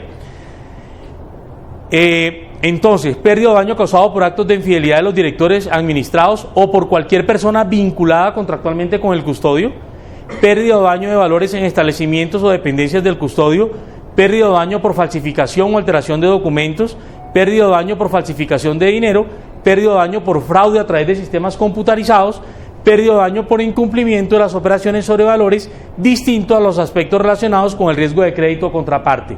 Este último quiero llamar la atención de una situación. Si una persona, si un fondo de inversión colectiva cuya gestión se realiza de manera prudente y diligente, pero aún así pierde recursos, no quiere decir que después le pueda decir al custodio, venga y me responde. ¿Por qué? Porque el riesgo de contraparte no lo mide él simplemente va a registrar unas operaciones y va a verificar que esas operaciones se anoten de manera adecuada en el depósito centralizado de valores respectivo, pero eso no quiere decir que él tenga que responder, porque si yo compré una acción, por ejemplo, de Fabricato, ya todos sabemos que la acción de Fabricato pasó de 90 pesos y hoy en día creo que está en menos de 10 pesos.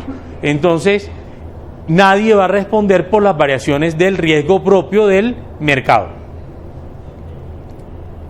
¿Cuáles son los requisitos para que la Superintendencia Financiera de Colombia me tenga en cuenta como custodio? Son 4 grandes requisitos. El primero, yo debo acreditar ante la Superintendencia la capacidad administrativa y la infraestructura tecnológica y operativa que sean suficientes para desarrollar la actividad de custodia de valores, así como para identificar, medir y controlar y gestionar los riesgos inherentes a la actividad de custodia. Segundo, debo establecer medidas administrativas y de organización efectivas con el propósito de prevenir, administrar y revelar conflictos de interés y uso indebido de información privilegiada que la entidad reciba o conozca en razón o con ocasión de la custodia de valores. Quiero llamarles la atención de un tema. ¿Qué ocurre si yo soy custodio y ya vimos lo que puede hacer el custodio desde el punto de vista obligatorio, desde el punto de vista complementario, desde el punto de vista especial, y yo me doy cuenta toda la estrategia de inversión que tiene el gestor de ese fondo de inversión colectiva. Yo como custodio me doy cuenta. ¿Y qué ocurre si yo como custodio, por otro lado, también tengo fondos de inversión colectiva y les copio la estrategia que está utilizando esa otra sociedad fiduciaria? O, voy más allá, ¿qué ocurriría si yo apuesto contra esa estrategia que estoy viendo en el mercado? ¿Sí me explico? Podría estar incurriendo en una potencial infracción por uso indebido de información privilegiada o por un tema de conflicto de interés.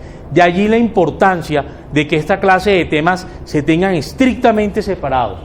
La inscripción en el Registro Nacional de Agentes del Mercado de Valores, que es un tema propio. Ustedes saben que este es el registro que administra la Superintendencia Financiera de Colombia, dentro del CIMEP, y la adopción de políticas y procedimientos y mecanismos que garanticen el principio de la independencia. Por otro lado, hay que disponer de procedimientos administrativos, contables adecuados, mecanismos de control interno. Esto es bien importante, el tema del control interno es fundamental.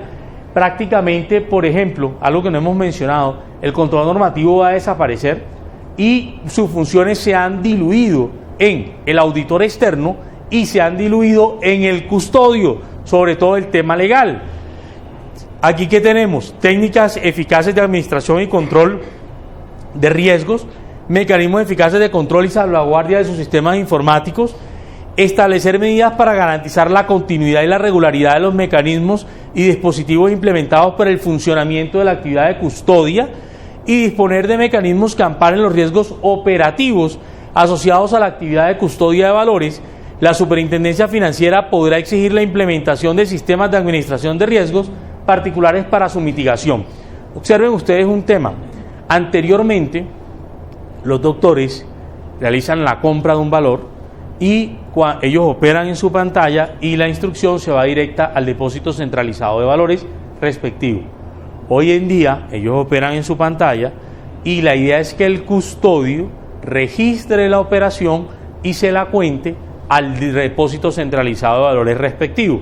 ¿Qué va a terminar sucediendo? Que el tema de riesgo operativo se va a aumentar. ¿Por qué? Porque tenemos un elemento nuevo en la cadena. Eso es importante tenerlo presente porque los CRIs que están dentro de los aros seguramente van a tener que ajustarse. ¿Qué obligaciones tiene este custodio de valores?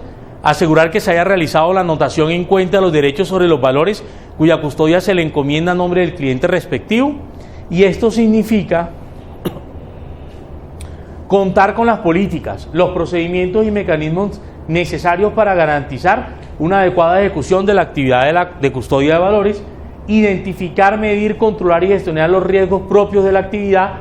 Ojo con lo que voy a señalar, verificar el cumplimiento de las instrucciones impartidas por el custodiado en relación con los valores objeto de la custodia. ¿Por qué señalo esta función? Porque esta a su vez va a tener que ser expresada por su back office, porque si no su back office no va a tener forma de saber si el custodio está realizando su función bien o no. Contar con planes de contingencia, de continuidad del negocio y de seguridad informática para garantizar la continuidad de la operación. Realmente una sociedad fiduciaria que no tenga un sistema informático adecuado no va a poder brindar la actividad de custodia. Y observen ustedes lo siguiente: adoptar las políticas, los procedimientos y mecanismos sobre el manejo de la información que la entidad reciba o conozca en razón o con ocasión de la actividad de custodia de valores y el suministro de la información al custodiado, es decir, un elemento más dentro de la cadena para poder cerrar las operaciones, y establecer la política general en materia de cobro de comisiones a los custodiados y los mecanismos de información sobre las mismas. Antes de que me pregunten, ¿quién va a pagar la custodia? La custodia la va a pagar el Fondo de Inversión Colectiva. ¿Qué quiere decir esto? Que en el reglamento del Fondo de Inversión Colectiva tenemos que dejar claro quién va a asumir el gasto de custodia. En caso contrario, lo tendrá que asumir la sociedad administradora.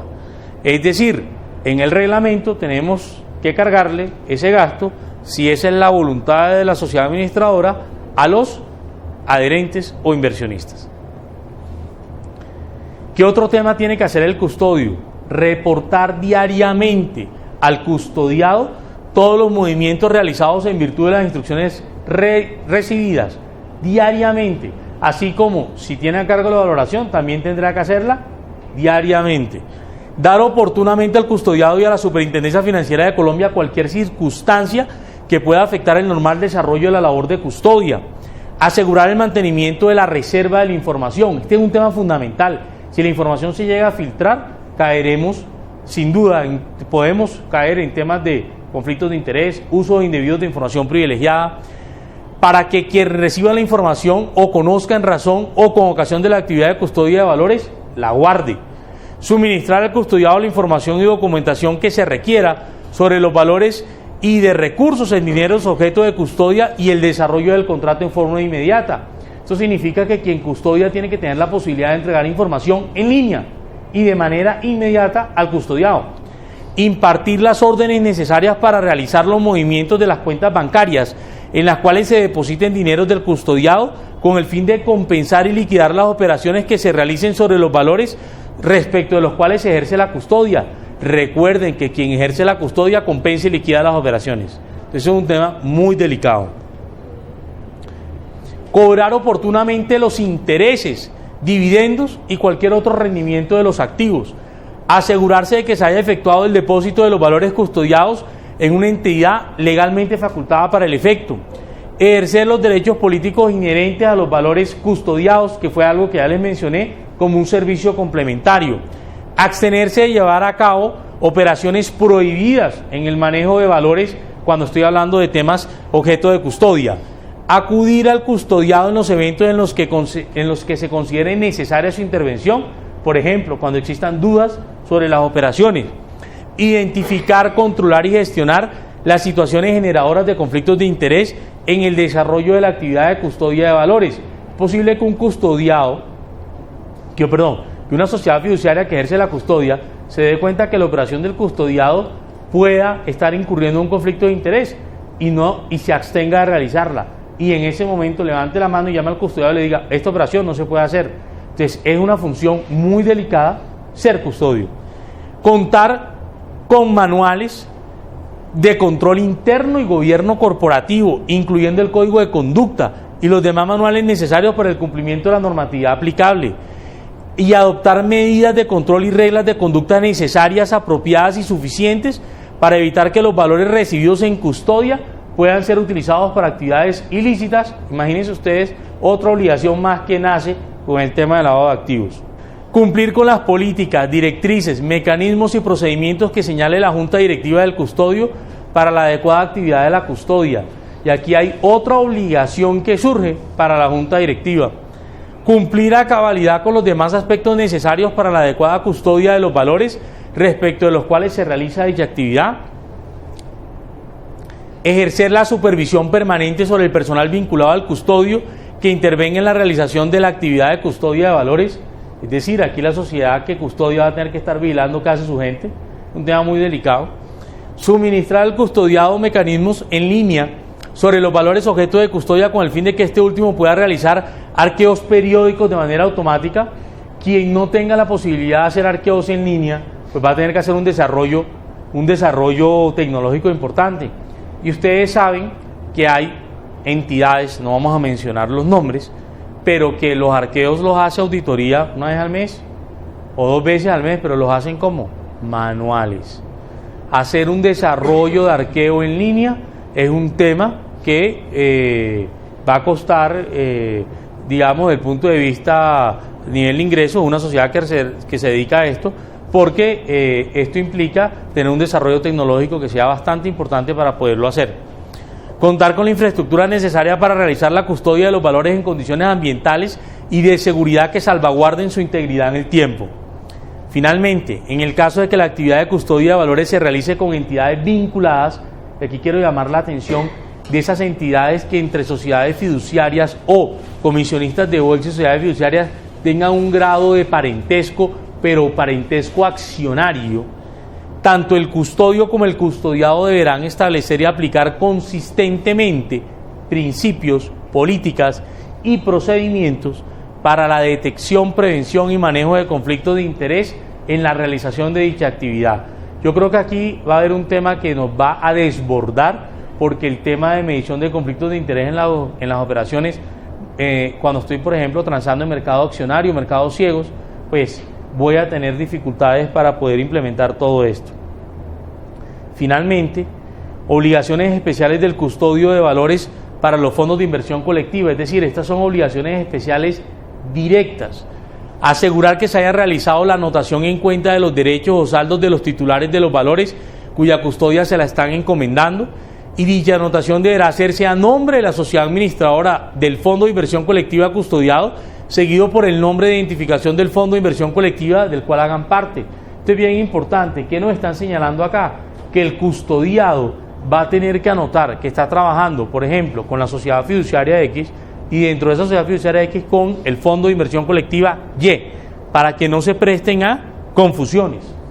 Verificar el cumplimiento de las normas establecidas en el reglamento del fondo de inversión colectiva y los límites, restricciones y prohibiciones legales aplicables a las operaciones del fondo de inversión colectiva que versen sobre los valores custodiados. Esto era lo que les señalaba de las funciones del control normativo. Resulta que una de las funciones importantes que tiene el control normativo hoy en día era velar por el cumplimiento de las normas y las leyes. Se la han trasladado al custodio como un deber especial.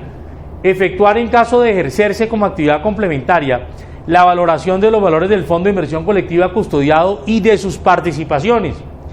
Abstenerse de llevar a cabo operaciones prohibidas en el manejo de los fondos de inversión colectiva a los cuales les presta el servicio de custodia de valores, y asegurarse del cumplimiento de las normas relacionadas con restricciones aplicables a los fondos de inversión colectiva. Informar inmediatamente y por escrito a la Superintendencia Financiera y al organismo de autorregulación y a la Junta Directiva respectiva de la sociedad administradora del fondo de inversión colectiva la ocurrencia de cualquier evento que impida la normal y correcta ejecución de la labor de custodia o que implique el incumplimiento del reglamento o de otras normas aplicables al fondo de inversión colectiva. Por eso es tan importante resaltar la función del cumplimiento de las normas, porque si se incumple el tema de las normas, hay que levantar la mano y decirle a la Junta, a la Super y a la MB. Impartir las órdenes necesarias para realizar los movimientos de las cuentas bancarias en las cuales se depositen dineros de los fondos de inversión colectiva que son custodiados, asegurarse de que los gastos en que incurren los fondos de inversión colectiva respecto de los cuales se realiza la actividad de custodia relacionados con las operaciones sobre los valores de custodia corresponden con los señalados en el respectivo reglamento, que por ejemplo esa es una función que realiza también el control normativo actualmente. Llevar por separado la contabilidad del fondo de inversión colectiva custodiado, claro, porque aplica el principio de segregación y el principio de independencia. Reportar diariamente a las sociedades administradoras de fondos de inversión colectiva custodiados todos los movimientos realizados y vigilar que el personal vinculado al custodio cumpla con sus obligaciones en la custodia de los FIC, incluyendo las reglas de gobierno corporativo y conducta y demás reglas establecidas en los manuales de procedimiento. Si ustedes observan, todo este conjunto de obligaciones son muy estrictas y están dadas para de verdad separar las funciones de lo que puede ser la administración, la gestión y la custodia de un portafolio de un fondo de inversión colectiva.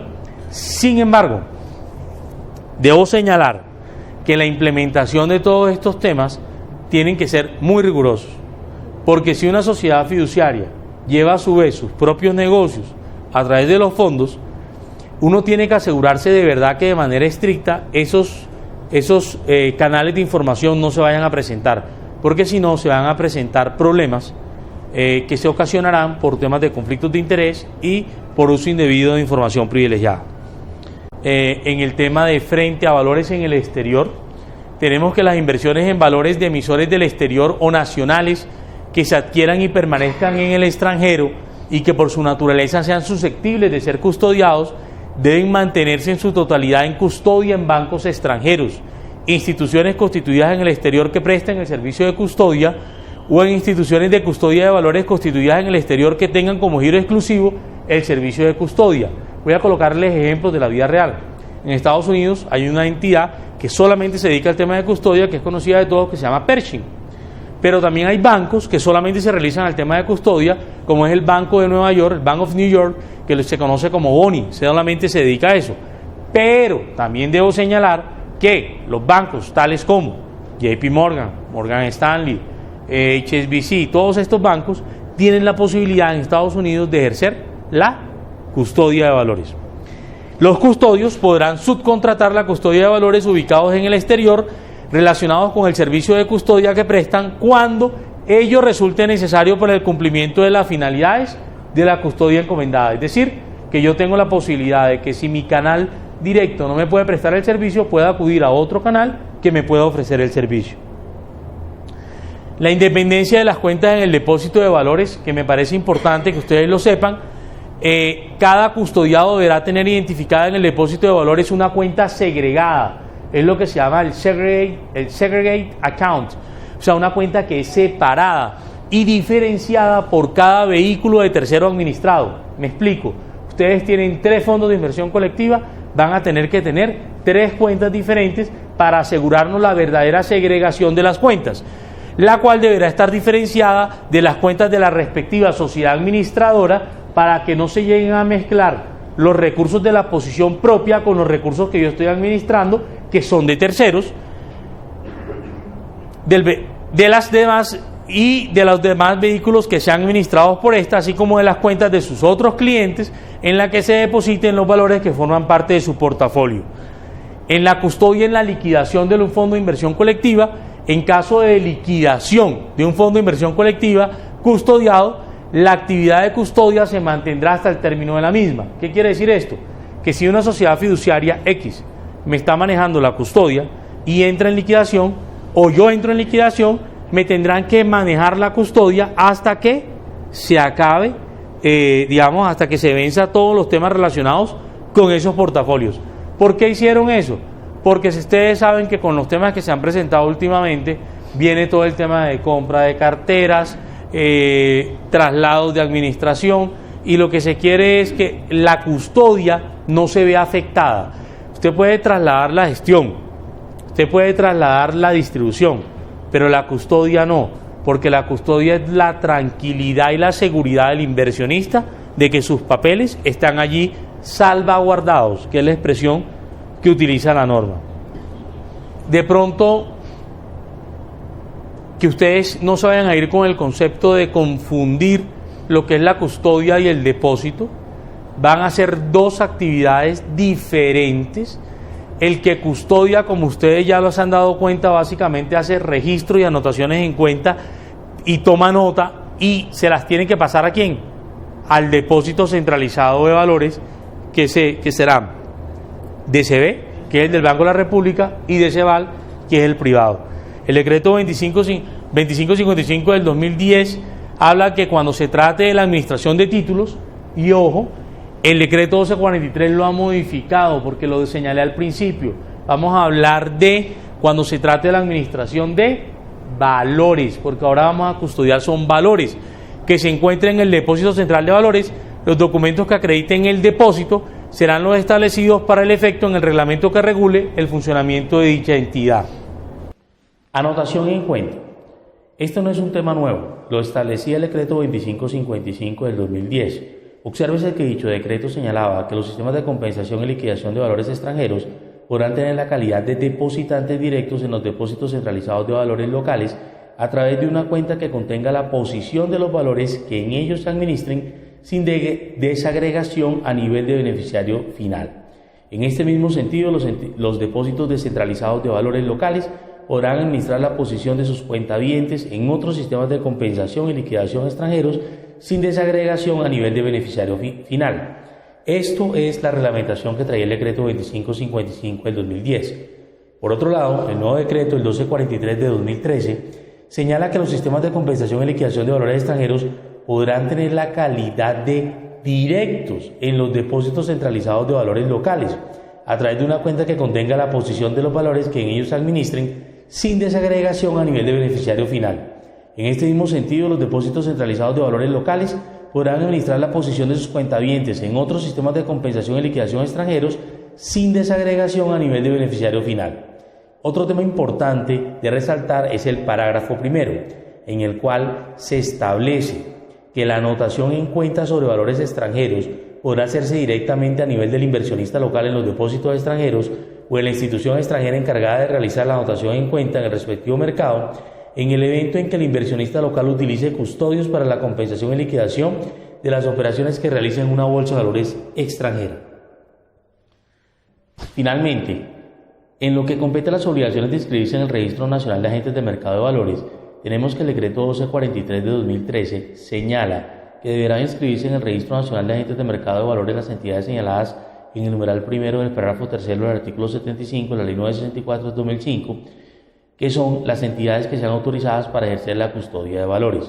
Es decir, las sociedades fiduciarias tendrán que inscribirse, no como sociedad fiduciaria, sino como sociedad fiduciaria que presta el servicio de custodia. Las personas que realicen actividades de intermediación del mercado de valores, los fondos mutuos de inversión sometidos al control de la Superintendencia Financiera de Colombia, así como quienes desarrollen la actividad de suministro de información al mercado de valores, los organismos de autorregulación y las entidades que administren sistemas de registro de operaciones sobre valores, continuarán con la obligación de inscribirse en el Registro Nacional de Agentes del Mercado de Valores. También tenemos la autorización para la inscripción. Obsérvese que el decreto 1243 señala que la autorización de la inscripción de las entidades que sean autorizadas para ejercer la actividad de custodia de valores y de las entidades establecidas en el numeral primero del párrafo tercero del artículo 75 de la Ley 964 de 2005 en el Registro Nacional de Agentes de Mercado de Valores se impartirá en el mismo acto administrativo en el que se expida el certificado de autorización de que trata el numeral séptimo del artículo 53 del Estatuto Orgánico del Sistema Financiero o de las normas que lo modifiquen, sustituyan o adicionen. Es decir, lo que trae el 1243 es que una sociedad fiduciaria que vaya a adquirir la connotación de prestar el servicio de custodia tendrá que cumplir con todo el trámite ya establecido en el Estatuto Orgánico del Sistema Financiero en el artículo 53 y por ende en el artículo 75 de la Ley 964 de 2005 en cuanto a los temas de solicitud de autorización y de inscripción ante el Registro Nacional de Agentes de Mercado de Valores. La inscripción de los custodios de valores. Como ya lo anotamos, las sociedades fiduciarias que antes de la entrada en vigencia de este artículo ya cuenten con el certificado de autorización de que trata el numeral séptimo del artículo 53 del Estatuto Orgánico del Sistema Financiero y que deseen ejercer la actividad de custodia de valores de que trata el libro segundo de la parte segunda del decreto 1243 de 2013, deberán ser autorizadas por la Superintendencia Financiera de Colombia cumpliendo los requisitos pertinentes. Es decir, estamos claramente frente a un relicenciamiento. Me explico. Si una sociedad fiduciaria actualmente presta la actividad de custodia y desea acogerse a lo establecido en el decreto 1243 de 2013, tendrá que cumplir con todo el trámite que trae el decreto para volver a obtener la licencia de custodia y prestar los servicios en los términos y condiciones señalados en el decreto 1243 de 2013. Temas por desarrollar de la Superintendencia Financiera de Colombia. Queremos resaltar que la Superintendencia Financiera de Colombia tendrá que abordar a nivel regulatorio lo relativo a la familia de fondos, lo relativo a los requisitos para la constitución y funcionamiento de los fondos de inversión colectiva y de las familias, la autorización que la Superintendencia Financiera de Colombia establezca, los contenidos de la política de inversión, los activos aceptables para invertir, los límites en las operaciones de naturaleza apalancada, la constitución de participaciones, el objetivo de la valoración y determinación del valor de los fondos de inversión colectiva, la remuneración de la sociedad administradora, los medios de suministro de la información, los reglamentos marcos de familia de fondos de inversión colectiva, los reglamentos de los fondos de inversión colectiva, los prospectos, las fichas técnicas del fondo de inversión colectiva, los extractos de cuenta del inversionista, el informe de rendición de cuentas, el gestor extranjero de portafolios, aplicación del deber de asesoría especial, las obligaciones del distribuidor de los fondos de inversión colectiva, los temas de las obligaciones especiales de los distribuidores especiales de fondos de inversión colectiva, es decir, aquellos relacionados con las cuentas ómnibus, los temas de valoración, los temas de aportes admisibles al fondo de inversión colectiva inmobiliaria, los temas de valoración de los fondos de inversión colectiva inmobiliaria y finalmente, con esto finalizamos la capacitación con los dos decretos que impactan de manera más directa el negocio de los fondos de inversión colectiva, es decir, el 1242 en cuanto a sus 5 libros que traen un reemplazo total de la parte 3 del decreto 2555 del 2010 y el 1243 que introduce de manera novedosa en Colombia la actividad de custodia a cargo de las sociedades fiduciarias con las responsabilidades administrativas, legales y de procesos que esto implicará para el futuro de la industria. Muchas gracias.